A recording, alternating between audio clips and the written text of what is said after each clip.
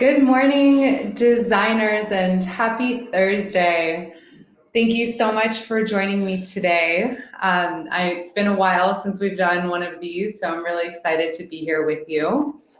I want to, before we even dive in, just make sure that you are able to see me, hear me, see my screen.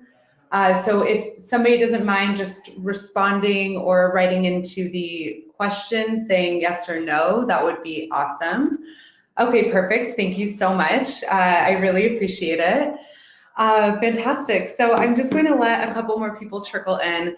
But in the meantime, I wanted to tell you a little bit about the plan for today and how we are going to go through Ivy and the steps to set yourself up for success. So this is one of my favorite webinar topics because I think it is so important to understand Ivy's infrastructure and how you can maximize it as a designer and hopefully help streamline your workflow and save that administrative time. So what I'm going to do is go through a couple of different flows. So first and foremost, I want to talk about draft items, how to utilize draft items, exciting updates that will be coming to the Clipper regarding draft items, also room boards and starting off your project with a room board. Additionally, from there, how to take that invoice or that room board and convert it into a proposal or an invoice, taking payments on proposals or collecting money up front, and we'll talk about why that is so important. And last but not least, why it is so important to always work with purchase orders. So I know that this is a lot to cover, but it is so important. And I want to let you know, rest assured that this is recorded. So if at any point you have to tune out, I'm going to email all attendees a link to watch a replay after this airs. And also, I will do my best to try and answer all the questions that come in. So if you do have a question, simply write, please, on the questions bar in your GoToWebinar if you do have a question, and I will get back to you.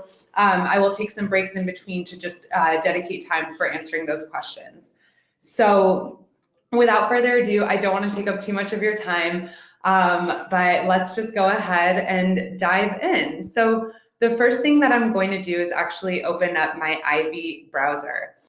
And the reason being is I want to talk about draft items. So Ivy has a couple of different things that basically make up its entire infrastructure, and it's broken up into two general categories: products and services. And so when we're talking about the Clipper, obviously we're talking about clipping products, whether that is a paint sample or actual furniture or rugs, flooring, anything. But what's really amazing about that is that you have the ability to watch an item move across its entire life cycle from ideation all the way through purchasing and installation.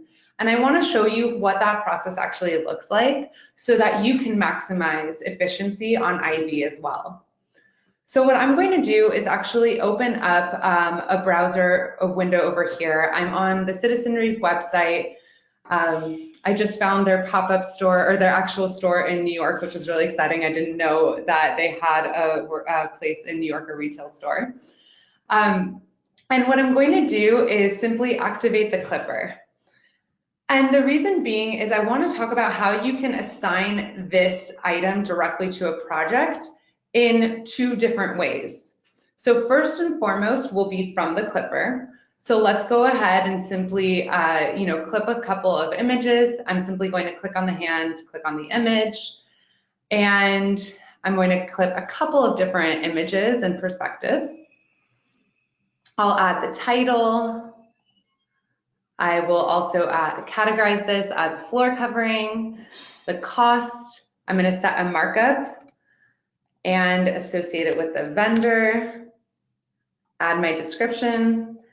For those of you that have been on Ivy for a while, I know this is repeat, but you will see where I'm going from here. And what I want to really focus on is this aspect right over here where it says project. while you are sourcing on the go, you have the ability to pre-associate this item with a project, which will hopefully save you time from adding items to your library and then adding them to the project. This is basically just a going straight to the source type of situation. So what I'm going to do is allocate this to my Fisher Penthouse project. I can add additional details if I need to. For example, if I have the SKU, the manufacturer, dimensions, I would recommend, my recommendation for you is to add as much information as possible from the start, just so that once again, you are maximizing your efficiency and you don't need to retroactively go back and add additional information. So what I'm going to do is simply save the product, and I want to show you what happens.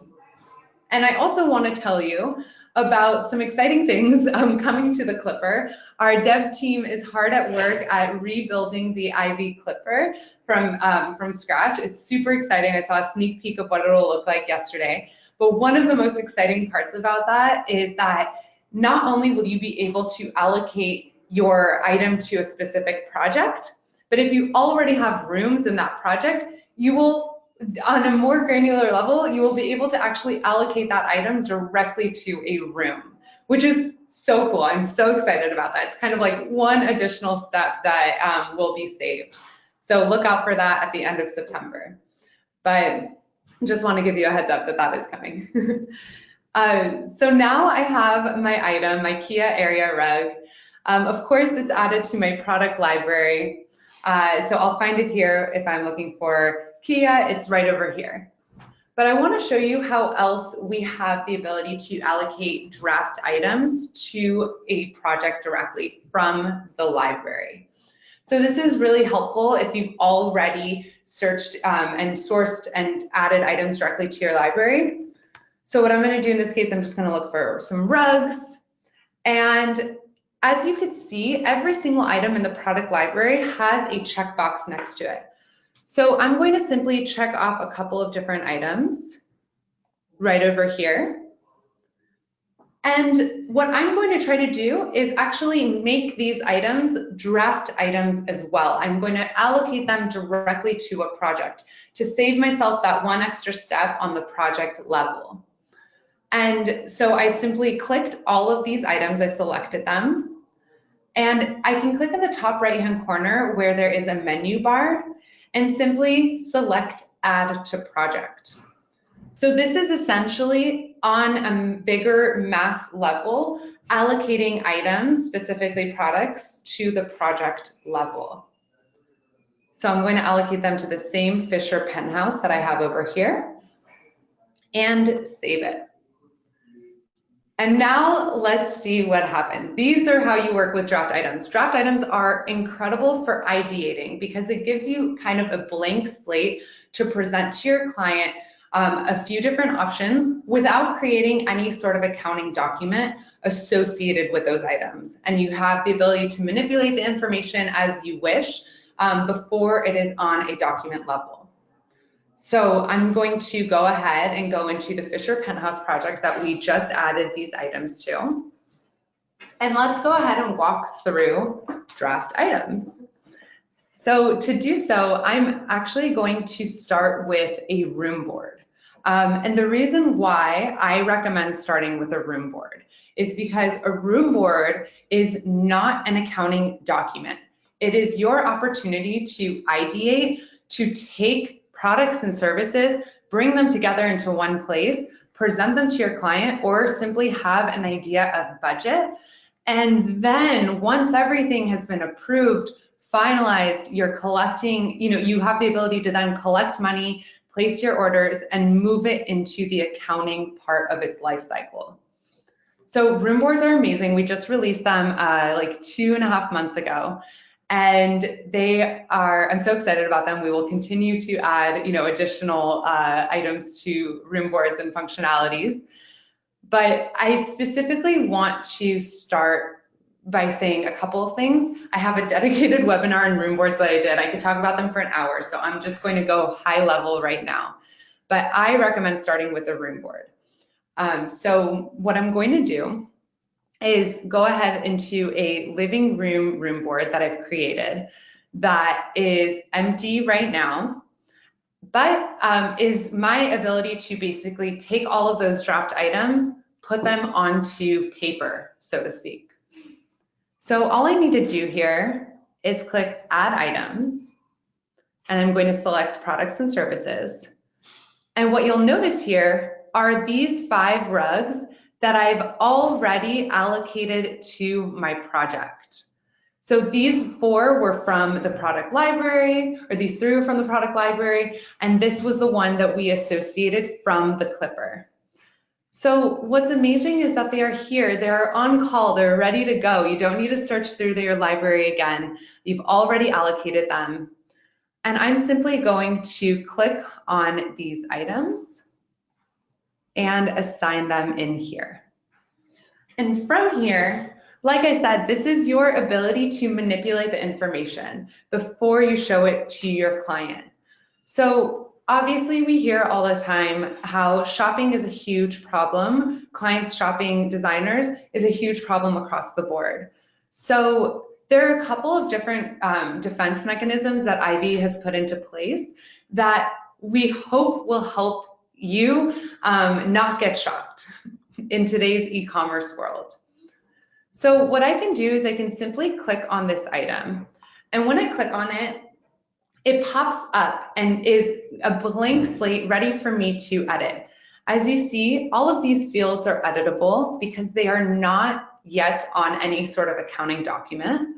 So I have the ability to, right now from the start, set it up so that across its entire life cycle, I determine what my client sees. And yet, I want to show you exactly how this information will still appear for you on the designer level. So with this draft item, let's say you want to present this as rug option 1 instead of the title that your client can simply go copy and paste into Google and find the site. Well, all I need to do is call this rug option 1. And on any client-facing document or any client-facing tear sheet, room board, it will appear as rug option 1. Internally, Ivy knows it's still Kia area rug in multiple sizes. And when it comes time to the purchasing side of things, we will know exactly what that title is. We are not going to send the purchase order to your vendor with rug option 1 because they would say, what are you doing here? So I also have the ability, if I want to change the client description, I could do so at this time. I can add a specific vendor description if I have something that I want to be vendor facing versus client facing. And if I needed to reallocate this to a different room for any reason, I could do that here at this time. And I can also change the quantity for which I want to present to my client, what I'm selling it at, what I'm purchasing it for. I can edit all of this information right over here. And on a different level, if you did want to make one of these images a different cover image, let's say you prefer the setting instead of the close-up, all you would need to do is edit it and choose Make Cover.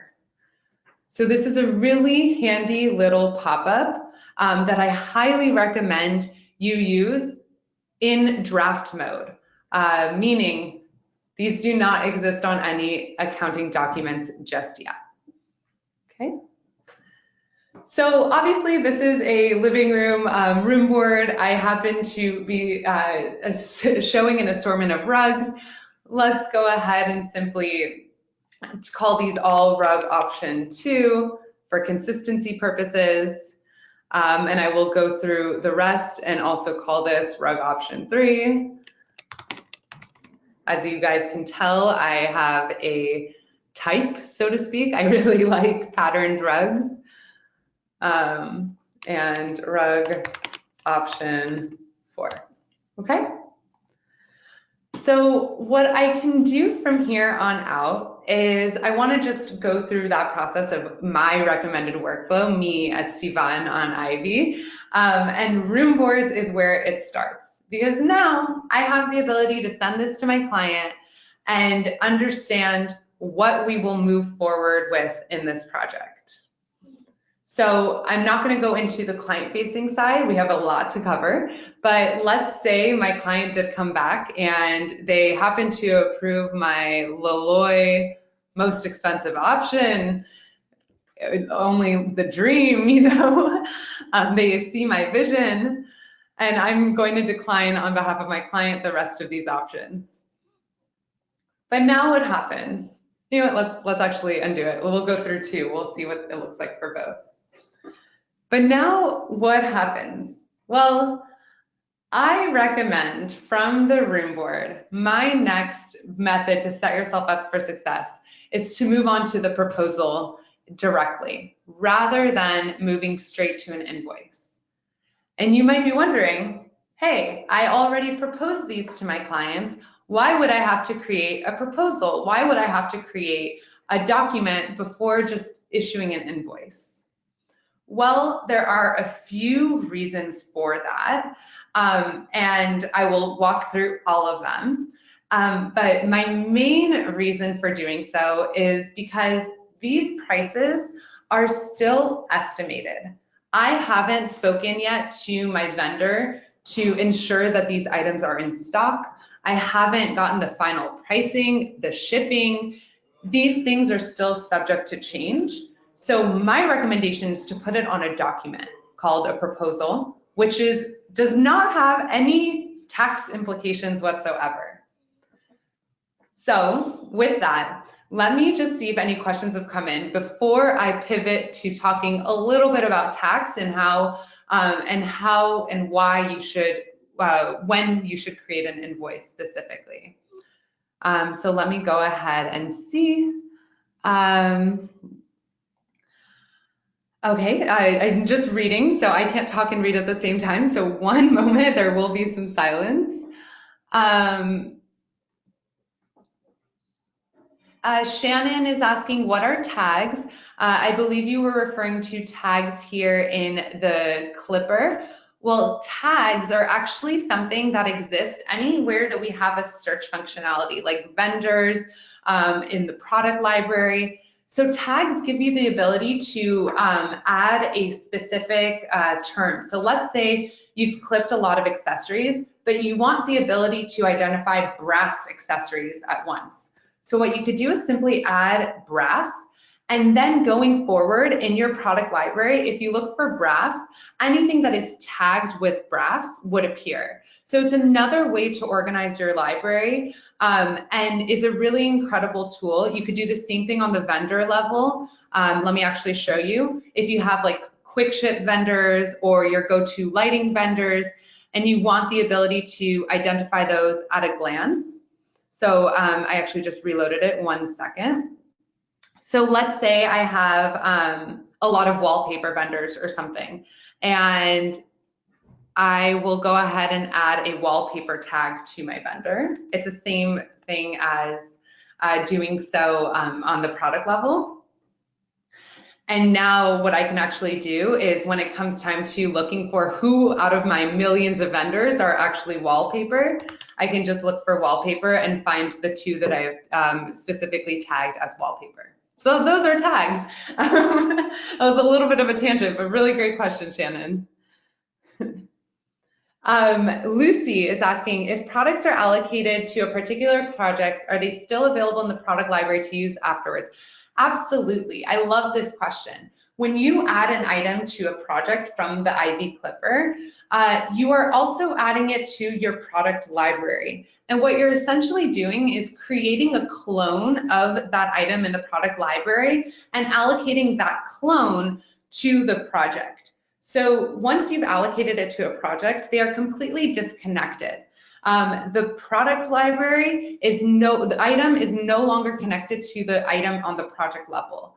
And that makes sense, right? Like if you have a specific, if you clipped it 3 months ago and now it's on its last legs, they decided to hike up the price that you sold it out to one client may be different than a price that you're selling it out to another client. So they are different, but they still, when you allocate something to a project, it still lives in your general product library. Kristen, the room board for webinars is available. Yes, if you actually go to the top right-hand corner and click on IB training, you can access all of my past webinars. I have a lot over the course of the last year, and room boards is the top one, so you could just watch a replay at your convenience here. Patty is asking, how do you change the price for the client view? Well, you could do this in a couple different ways, but the best way would be right over here to edit the selling cost. This selling cost is made up of your unit cost plus your markup. So the best thing, if here, let's say you want to edit it, make it a 40% markup, or simply change the unit cost and the corresponding markup percentage. That is how you would change the selling cost. And you can do it on any client-facing document, whether that's a room board, a proposal, or an invoice. Okay. Lorraine, at this time, you cannot group items together on a room board, but that is something that we are working towards. Once a proposal has been created. Okay, so Sophia, that's the name of my landlord. I love that name. Sophia is asking, once a proposal has been created, can you edit all the information like you did in the room board? I will show you what it looks like. We will actually bring this pop-up back up on the proposal to show you what it looks like on the proposal level. And it is something that you will now have a little bit more limited ability to edit it because it's already existing on a document. So you would need to edit it on the document itself for some fields, and I'll show you what that looks like. Okay. And at this time, Janet, you cannot add more than one item to a project when clipping it. I love that idea, and I will definitely pass it along to our dev team as they are working on the new iteration of the clipper, but at this time that is not possible. Okay. Perfect, great. So great questions, everybody. I'm going to move on. And so what we were just talking about is taking the room board and converting it into a proposal. So I'm going to get a little bit taxy on you guys and talk a little bit about taxes and why I recommend this specific process. I always start with a proposal because things are subject to change, but more specifically because invoices have tax implications in the United States. So what happens when you create an invoice? Well, IB runs its tax reporting on an accrual basis. So for those of you who may not be familiar, I'm going to do just a quick 2-minute overview of tax. Again, I have a full hour-long webinar about how tax reporting works on IB. So I don't want to dive into it too much here. You can always access it from our help center. But 2 ways that you can report tax in general. One is accrual, one is cash. Accrual is cleaner. It means that as soon as you have an invoice created within a specific tax period, whether that is weekly, monthly, quarterly, annual, whatever it is, you owe tax based on the value of those invoices. So because of that, because of the way that IB runs tax reporting and a lot of designers run tax reporting, my recommendation to you is to only create an invoice when you know the cost is finalized, when you know that that item is in stock, when you know that you have signed off, when your client has signed off on no returns, no sales, no nothing, once you know that this is actually good to go. I would even suggest that maybe that means that you are creating an invoice when the item is actually shipped to your receiver and not earlier. But whenever you do it, it's up to you. But I want you to understand the method to my madness as to why I am suggesting going to a proposal. Okay, so because of this accrual-based reporting, I do have a couple of other best practices that I will talk about. But again, it all just kind of goes down to the same thing where you want to make sure the prices are finalized. You don't really want to make changes on an invoice, and you want to have all that money up front so that you are not paying out of pocket for items that your clients should be paying you for directly. Cool. So with that, let me go ahead and convert these 2 items into a proposal.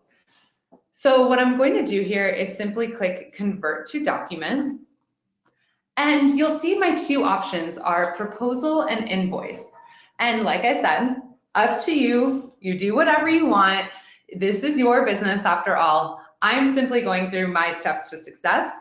And in my case, it means going directly into a proposal. Now, what's really cool, and this was my most favorite part about room boards, is that if you want to, if you have other items in other rooms in the project that are approved and ready to move to a document, you can actually bring them all into this same proposal. So you're taking multiple rooms and bringing it together. And this can also kind of shape how you think about room boards, where it doesn't need to just be a living room. If you prefer to group all lighting for a house, all flooring for a house, all furnishings for a house, whatever works for you, if for your budgeting purposes, you can do that. You can simply create a lighting room and group all of those items there. A furnishings room and group all of your furnishings in that specific room. So it gives you the ability to now, at this point, moving from room board to proposal, you have the ability to select any of the other items in the other rooms and bring it to the same document. Okay, I'm just going to stick with our living room though. That tangent being said, I'm just sticking to the living room. So what's going to happen here is this is creating and moving all of the information from the room board onto this proposal. So a couple of things about a proposal, any document in IB really, but the reason why I love going through this on a really granular level is because when you understand one document, you can understand all of them. So for example, here you have payment terms. They default to due on receipt, which means that today's date, my proposal date, is also my due date. But if you have specific payment agreements, net 15, net 30, whatever it is, what's really cool, as soon as I set this at net 15, my due date is also updated here. And with these two items, you may remember that we actually renamed these items from what they were shown on Loloy's site versus what I want to present it to my client. And what you can see here, this alias title transferred over. This is my client-facing title, and I could see right below what internally I know this product title to be. I can always reverse it if I want to, but why do that? I'm simply going to keep it as rug option 2. Okay. Somebody asked if you can edit the pricing for the client. Absolutely. You could do that as I showed you on the room board level, but also here on the document level, on the proposal. If you have a specific final selling price that you want to show your client, you can simply update it here and set the markup accordingly. Here, if you want to estimate your shipping costs, I would recommend doing so at some point so that your client doesn't get sticker shock at the end of their project for thousands of dollars in shipping that they owe you. So maybe you want to ease into it along the way and incorporate some shipping costs from the start, even if it's just an estimate. And I've heard different things from different designers. Some designers will bake part of their shipping costs into their cost of the items, and then add, for example, a white glove delivery charge, which is much less than the actual shipping, freight, receiving, etc. Okay, we have taxable settings here. We have the living room assignment. Perfect. The reason why I'm going to a proposal is because I want to collect from my client as much money up front as I possibly can. I want to not pay a single dime out of pocket. The reason being, I have heard horror stories from so many designers who say, I went ahead, I paid my vendor, my client went AWOL, and I cannot get in touch with them and they owe me $10,000. That really sucks. I'm really sorry to hear that. I would recommend collect money up front. Ivy gives you the ability to collect payment on proposals. And I recommend doing that. Just protect yourself. Take that money that is yours before you pay it out to your vendor.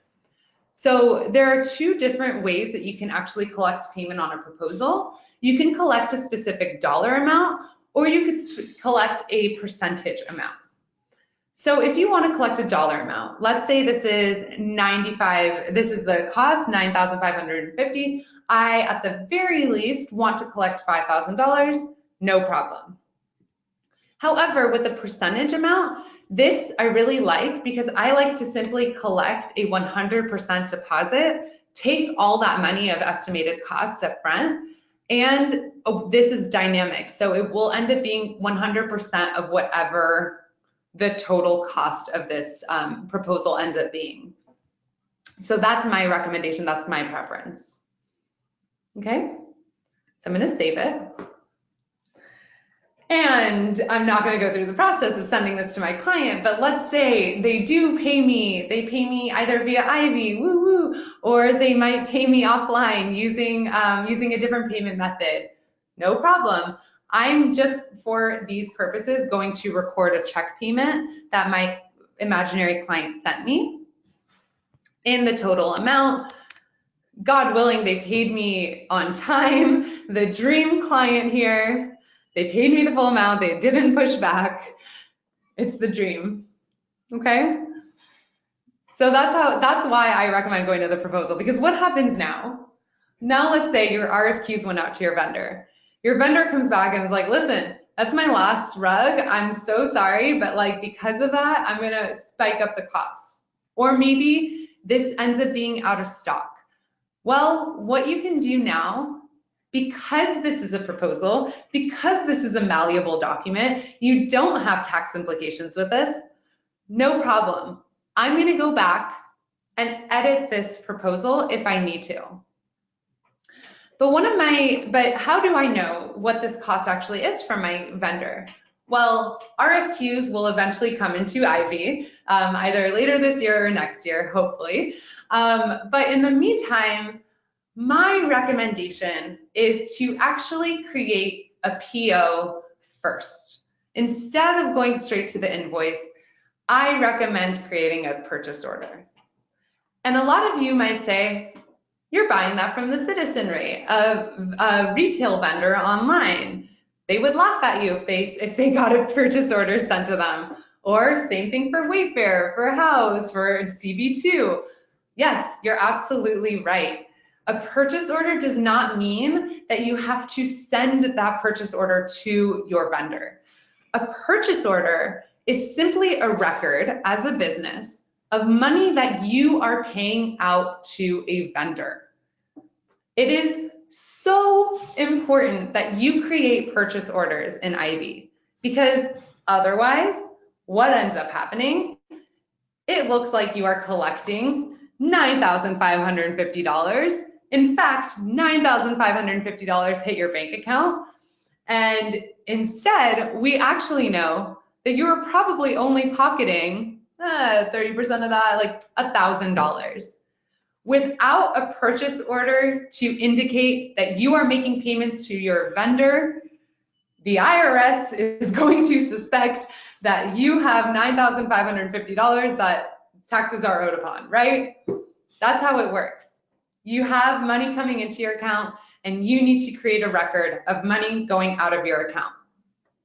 Purchase orders, I love them. So before I dive into the purchase orders, let me just see if a couple questions have come up about this part of the process so far, and we will continue going on.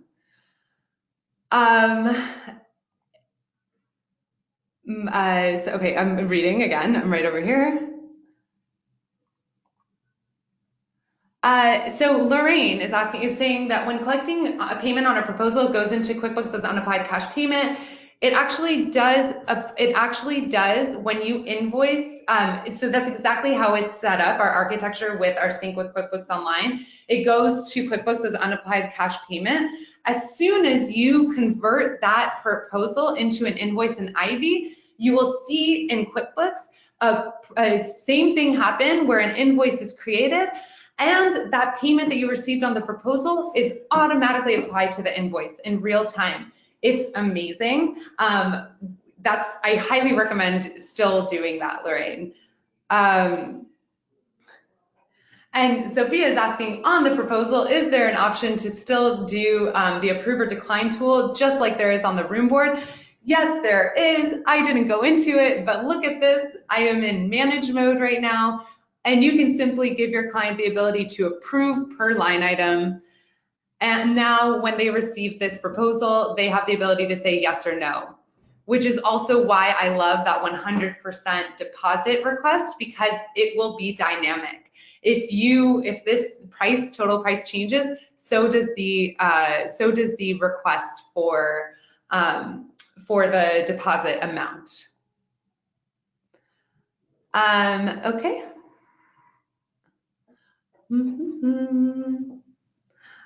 I am just reading through all of your amazing comments. I won't be able to get through all of them.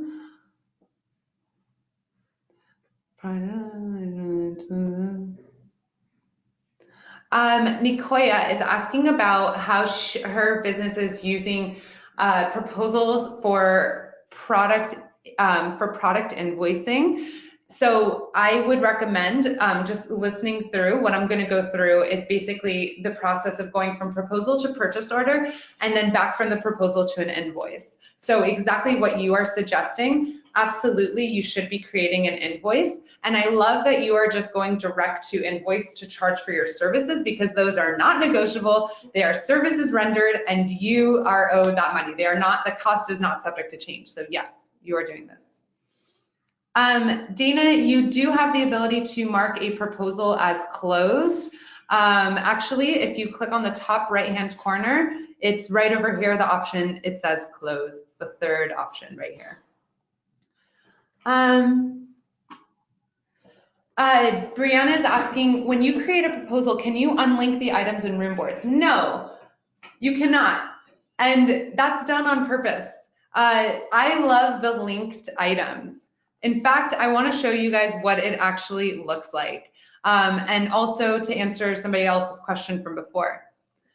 I love starting with a room board and seeing an item across its entire life cycle for a couple of reasons. And one of them is the fact that this item is linked across all the documents. So let me go ahead and simply open up my living room again. And what you'll notice now is that this item now has a link button next to it. What does that mean? Well, it shows me what document it is now on. It is now on this proposal, and what's its status? It's paid. And if I go to this proposal now, once I move into the purchasing phase with the POs, with the invoicing, those will all be connected to one another. It will actually allow me to see where this specific item lives, is in progress in its life cycle. And the best way to see that is on the project tracker, which we will get to in a little bit. Okay.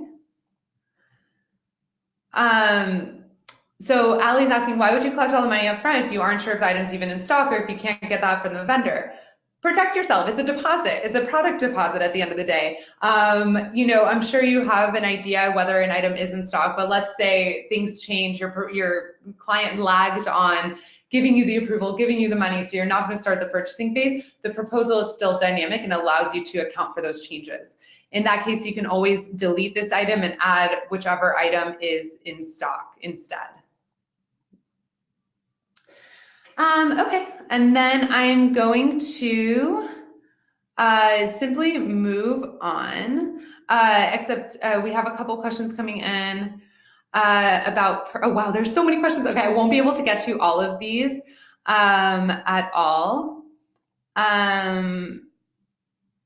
Perfect, okay, wait. These are all really, really great questions.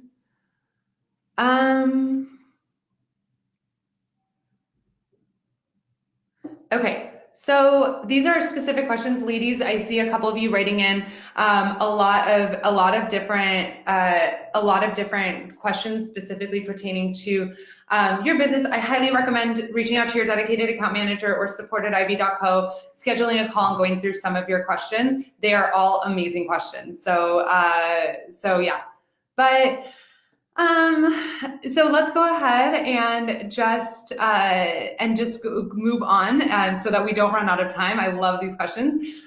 Jenny, you were asking if you need to delete an entire proposal just to change it. No, you don't. You need to simply go in and edit the item, edit the proposal, and you can remove the specific item. I personally don't like deleting items because it removes all records of that item in Ivy. That's like deleted forever. I would prefer to simply change the quantity to 0, which then gives you an ability to take a note and say, this item was actually not in stock, we're not moving forward with it, and here's the item that we are moving forward with. My personal recommendation, again. Okay, great. So with that, I want to go through why I'm talking about going into a purchase order next, because we need to have a record of the PO. We need to make sure that of the sale. We need to make sure that this is in stock, and it's not necessarily replacing the RFQ function, but bear with me while I go through my process. So what I'm going to do from the proposal directly is actually go straight into create purchase orders.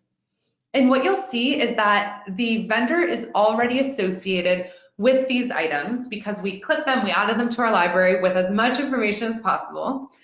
And what you'll also notice is that rug option 1 and rug option 2 titles disappeared. We are now bringing over all of the vendor facing information.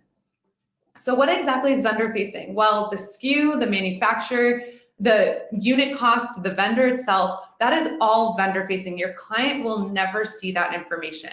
And it's important to remember that because think about it this way, we are never going to show the information to your client that will lead them to shopping you. So when you are adding those details on the product level, SKU, manufacturer, add them in. We are not showing them. They are only going to appear on the purchase order, if anything. Okay, so I'm going to go ahead and click continue here. And what's going to happen is I have 2 items for one vendor. Ivy is going to create one purchase order per vendor. In this case, this was an easy transition. I have 2 items from Loloy. I have 1 purchase order from Loloy. And I'm going to simply click on it. And this is where I want to just point out a couple of things for you. So first and foremost, you'll see what transferred over is the unit cost, the rate, not the cost to which we sold this item to our client, but the cost that we are paying out to the vendor. So you'll see that over here. You'll also see a side mark is added with the room tag. You can always override that on the product, on the purchase order itself. For example, right over here, let's say you actually had living room, fish, and then a rug, something like that. You can always add that over here. You can add the estimated ship date if your vendor already gave you lead time, and we'll just save this. And so what I would recommend doing here is you can send this directly to your vendor by email. And with that, you can also include any attachments here. So if you have COMs or if you have a CFA request or whatever it is that you have that you want to send to your client or to your vendor, you can simply attach it over here. And this purchase order will send as a PDF attachment to your vendor with those attachments included. Now, my recommendation to you is obviously, if you are sending this to your vendor, you can expect that they are going to send you a corresponding invoice, right? A vendor invoice. A purchase order and a vendor invoice should always be 100% identical. There should not be any discrepancy between what your vendor is charging you and what you are saying that you are paying your vendor, because those small discrepancies can add up over time. My recommendation, actually, in utilizing this attachment function would be to attach your vendor invoice that you receive to this purchase order and make sure that your purchase order matches it exactly. If there are any changes that you need to make here in cost, in shipping, whatnot, you want to make sure that it matches your vendor invoice. So edit those things accordingly. Okay? And now what? Well, let's say, let's go ahead and actually change this because I want to show you a couple of things. Let's go ahead and change this to 4,500. That's an easy number to remember, just an extra $500 right here. This is where the linked documents come into play because you can easily access the items that came from this purchase order on the proposal itself. So let's go ahead and say I've already ordered this. And I'm going to go back to check that out, the chain link button. I'm going to go back to the proposal. So a few things here that I want to actually bring to light. When I click on, I want to bring up the pop-up. So what I'm going to do is toggle over to manage mode. And I can click on the pop-up and I'll see now that these fields are now locked. Why is that? Because they are already on their corresponding documents. For example, the vendor description is already added to this purchase order. I can't edit it here. I need to go directly to the PO. But what's really amazing when you pop this up, remember our vendor charges $500 more than what we anticipated being charged. This is now appearing in red. We are trying to alert you to say, hey, there's a discrepancy between what you sold it to your client and what you purchased it for. And this is why I say invoicing should be the last thing you do with your client. It should be the absolute last part of it so that you have the ability to make sure you are collecting the rest of the funds that belong to you. Okay, so let's go through my next phase of the process, which is going directly to an invoice, and I will then open it up for questions. But I want to just recap so far. Purchase orders are so important to create because they indicate money going out of your business, not out of business, money leaving your business. And if you are buying from a retail vendor that does not actually need a PO, you need to simply create the purchase order, mark the payment that you make, and make sure that it matches your vendor invoice. Okay, you want to remain as organized as possible. There's so much money flowing in and out that we want to make sure we understand exactly what is your money. Okay, so what I'm going to do here is go ahead and just go from my proposal now. And I have two options because, right, there's that $500 difference between what my vendor charged me and what I charged my client. I have two options here. I can either choose to edit my proposal and add that difference at this time, or I can simply start an invoice. And I have, for those of you wondering what this pop-up is, I have the progressive invoicing function turned on in my account. I can go into that in a second if people are interested, but I'm simply going to choose to move all of my items to an invoice. And we'll talk about that more in a second. And what I'm going to do is I'm going to add $500 to this cost because that's exactly what my client or what my vendor is charging me for. So now what happens? Well, when I convert the proposal into an invoice, all of the payments that I received on the proposal also transfer over to the invoice. And what that means is I will see right over here exactly what my client already paid. If I click see details, I could see that payment from the proposal has come now to the invoice.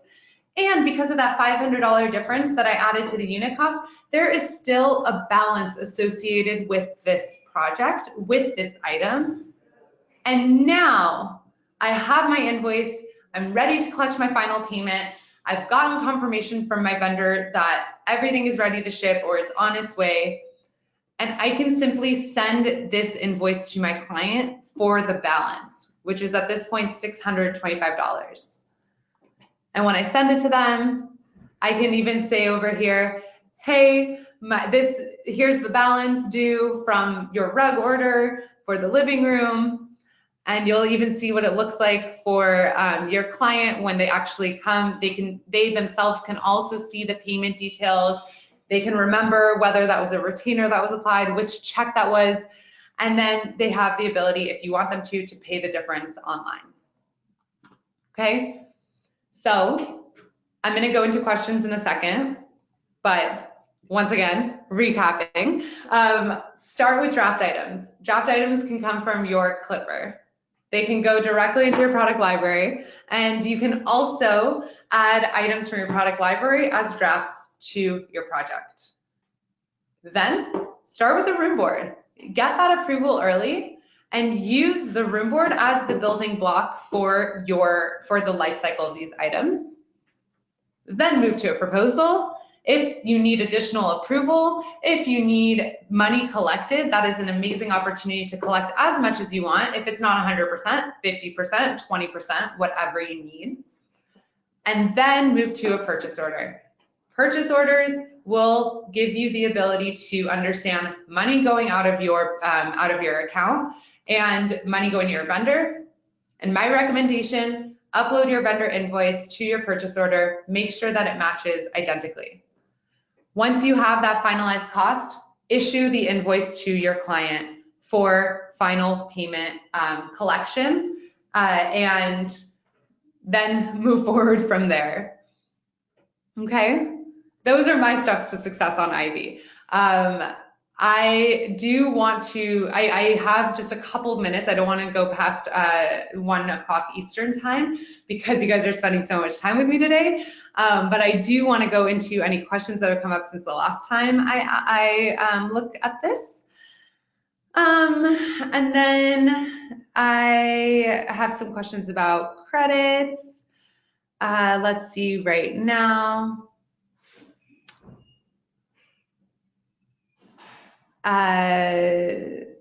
Beth is asking about RFP. I think you meant RFQ, but yes, RFQs are coming to Ivy at some point, if not later this year, then the next year. But yes, it's coming, Beth. Heather's asking, when there are random charges such as tariff or surcharges, should we create a service line item? Yeah, absolutely. If it's you can even whatever is easier for you. You can even mark it as an expense, like log it as an expense from your mobile app, and then issue an invoice at the end of your project. Or you could just add a line item, a service line item that is categorized as expense or other, whatever you need to categorize it as, and add it to an invoice directly. And then somebody's asking, when do I suggest charging for the client for shipping since it was not charged up front? That is a great question that I would recommend asking in the IB community on Facebook. I've heard different things. I've heard from a lot of designers that clients tend to get sticker shock. So what they try to do is at least bill in increments, like every 2 weeks for their time and for shipping, or at least bake some of the shipping costs into their unit cost. Especially for those that are getting really amazing deals with vendors, have really great trade programs. So they might bake part of it in and then simply charge for like white glove delivery. It's totally up to you. I've also heard that there are some designers that don't charge tax and shipping until that final invoice, until everything is installed. It's up to whatever agreement you have with your client.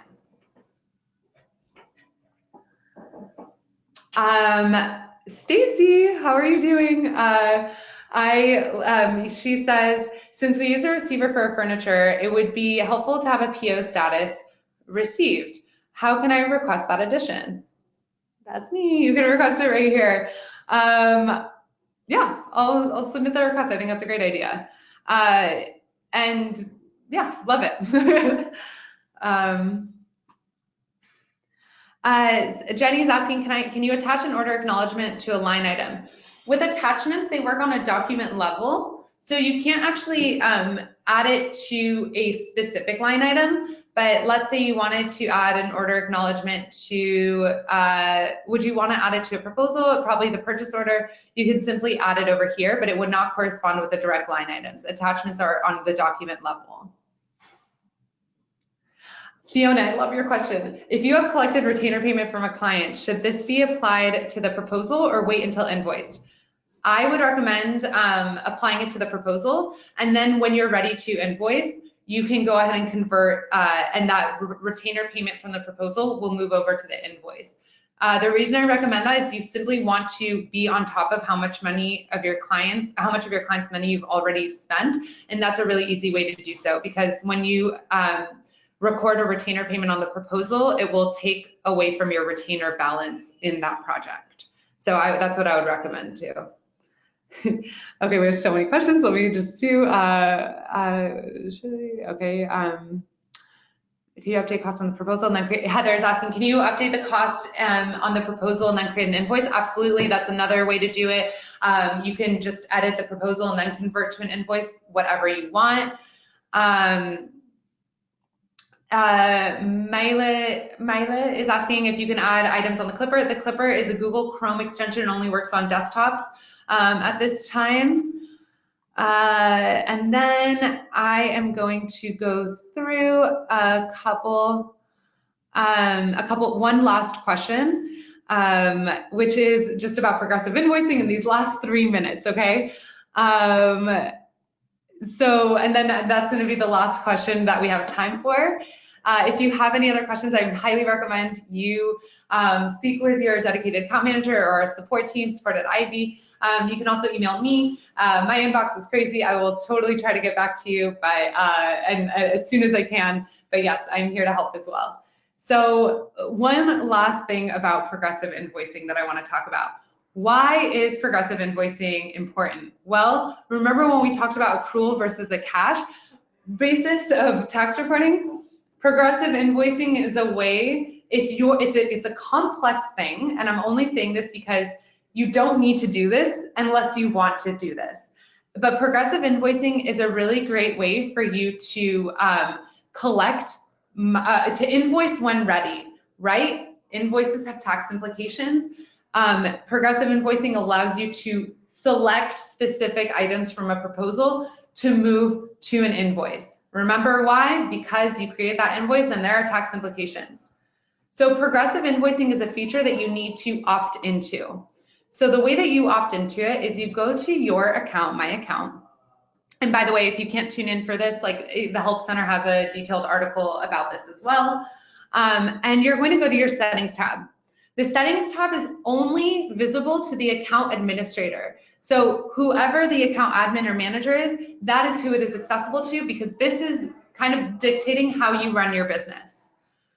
So right over here, project settings, it says allows proposals to be invoiced progressively. By default, it's not on. You need to opt in to turn it on. Allow progressive invoicing. That's step one. Step two, you're going to want to have a proposal. Another reason why you should start with a room board to a proposal, because this will allow you to progressively invoice your proposals. From the flip side, you can also think about moving from a room board to an invoice also as some sort of progressive invoicing function as well. But for these purposes, what I'm going to do, let me see if I have a proposal here that I am ready to go. Perfect. I have a proposal. I have a couple of different items on here. And let me go ahead and simply record a payment for the entire amount. And what progressive invoicing gives you the ability to do is it allows you to dictate which items from your proposals you want to move to an invoice. And it could be that perhaps you got confirmation from your vendor that these 3 items have shipped. So, okay, perfect. Ready to go, finalize cost, no problem. What I'm going to do is simply click Start Invoice. And this is the screen that pops up when you have progressive invoicing turned on. And it allows you to select the items for which you wish to move from the proposal to the invoice. So in this case, like I mentioned, I'm going to move these 3. What you will notice, which is really cool, is I applied a payment to this proposal, and what you'll see down here is that you are also able to dictate how much money is moving from the proposal to the invoice. In this case, it is defaulting to the total amount of these selected items, which is exactly what I want. And now when I click continue, I'm going to have an invoice for just these 3 items. And what I will see is that the payment has transferred over and the balance is fully paid on this invoice. If I go back to the proposal, you'll even see the status right over here. It says partially invoiced. And I can also see, oops, I just went back by accident. And I can also see that 3 out of these 6 items have been invoiced. Okay? So that's progressive invoicing. That is all we have time for today. I really appreciate you guys tuning in and spending your Thursday with me. Please, please, please let me know. Stacey, I'm going to pass along that product feedback about the received status. Anything other than this, I promise to do another product webinar soon, and hope and thank you guys for tuning in. I really appreciate it. Take care, everybody, and we'll talk soon.